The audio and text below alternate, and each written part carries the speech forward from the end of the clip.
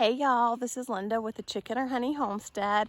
I thought I would just do a real quick beginning gardening tutorial and show you all how we start our garden. So right here in our first row, well, our first 3 rows, we have Yukon Gold potatoes, and that's just a yellow potato, and it's a good potato for frying or mashed potatoes. So you'll have your whole potato and you're just going to cut it in half or in quarters, however big your potato is. You just want to make sure there's an eye on each potato. And then initially you cover it up with about 4 inches of dirt. And then once the potato plant pops through, you're going to mound it up really well. And then once it grows a little bit more, you're going to mound it a second time. And then our next row, we have some cabbage, and then the taller plants that you can see right here, that's our butternut squash. And then at the very end we have straight neck squash. So our straight neck squash, we just plant enough to eat on. We've tried freezing it and we just don't like how it is once we thaw it out. Our butternut squash right here, that's one of my favorite things to plant. It actually winters really well if you have a cool place like a cellar or maybe even under your house to keep it. And you can just slice it in half, scoop the seeds out, and bake it like that. My favorite thing to do with it is actually can it. It tastes a lot like sweet potatoes. And then our cabbage, we'll just eat on it. We can it plain, and we also make, well, Michael likes to make kimchi with it, which is a little time consuming because kimchi's fermented and you have to do it in a crock, but that's what we do with our cabbage. Our next rows here, we have our corn, and some of it's, let me go back to the plants.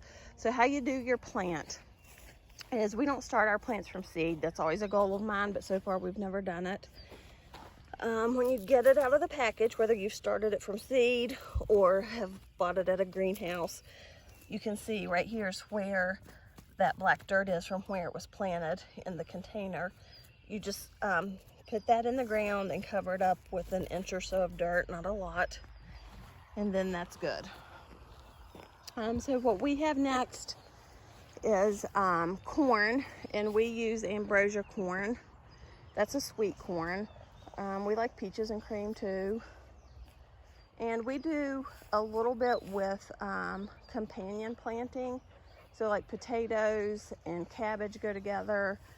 Also our squashes go well with that. And then that is a good companion to corn. And then after our corn, we have our green beans. And that's can be fine with beside of the corn. So our corn and our green beans are planted just about the same way. You can put, let's see here, if I can find it, 2 or 3 seeds. See the little pink, that's the corn seed, to an area, and then you just go about every 8 inches. Same thing with our green beans. And our green beans are Blue Lake, and it's a bush bean. It's also stringless. So when you do your green beans, there's 2 varieties. There's bush bean, and there's also pole bean. So if it was a pole bean, you'd have to have some sort of stake for it to vine up. With the bush bean, you don't. It's just a small, compact bush. And I like it because it's stringless. So then you cover both of these up with just a couple of inches of dirt. Let's see what else about our green beans. We can our green beans, and then with our corn, we do a corn relish, which is our favorite. We eat that with lots of things. And we also do freezer corn. I don't really like canned corn. Freezer corn tastes super fresh, like you just picked it out of the garden. So our next row, we have Yum Yum peppers. And that's like the peppers you would just go to the produce section and buy in a bag, and it will have like 20 or 25 little small peppers in it. You can just eat them whole. They're just a little snacky sweet pepper. And then we finish that row out with our green beans. Our next 2 rows, and you plant the peppers the same way you plant like the cabbage. Our next 2 rows are tomatoes. Now these are our cannon tomatoes. We normally do a variety of tomatoes, like we'll do beefsteak tomatoes to eat on, and then we'll usually do a couple of different varieties for cannon, which is like Roma or Rutger. Both of those are meaty potatoes and good for cannon, but this year, which is in all of our years of gardening, is the first time we've ever done the same variety of tomato. And we went with a heirloom tomato, and it's called a sausage tomato, and it's actually a really good salsa tomato because it's meaty. And what we do with our tomatoes is lots of salsa, lots of spaghetti sauce. We do some tomato soup, and we do stewed tomatoes. So as you can see, these have already been covered, but these haven't. So they're super easy to cover. You just set your plant up, and then make sure you're putting your dirt evenly around it, and you come up to the first little leaf stalk, because I don't know how well you can see it, but it's like little hairy things. Roots will actually keep growing on that.